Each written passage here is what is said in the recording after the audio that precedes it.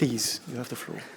Good afternoon, everyone. Yesterday we had a very long and intense debate on COVID-19.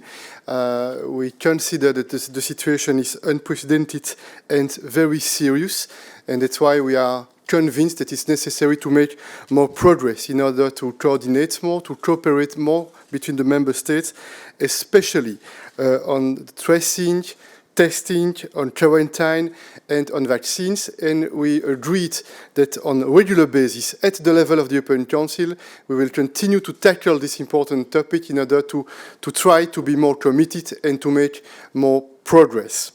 We had also yesterday evening the occasion to tackle climate change.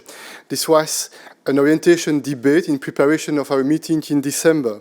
We feel more and more support in order to increase our goal for 2030. This is an important step towards 2050. You remember that we have agreed about 1 year ago to make Europe the first continent with climate neutrality as a common goal. Of course, the important question is and will be how we can get the target together. And that's why we need to continue to prepare the debate in December, and it's why with the European Commission and with the Member States, we will work very closely and very hard in order to see how is it possible to take into consideration, for example, the different starting points in the different Member States, but also the different national circumstances. This is a question of ambition. This is also a question of solidarity between the Member States.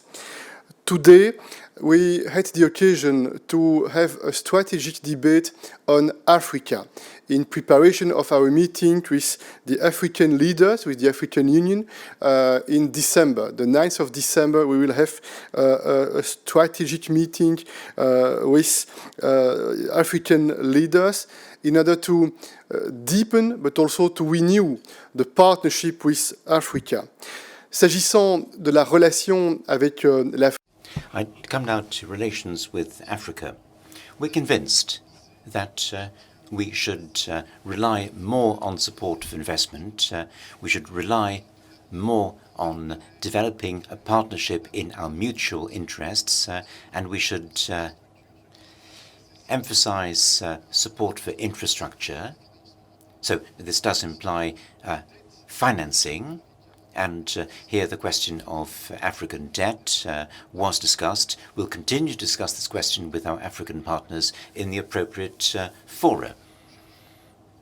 We shall try to ensure a consistent European approach. That's especially important as we combat COVID-19.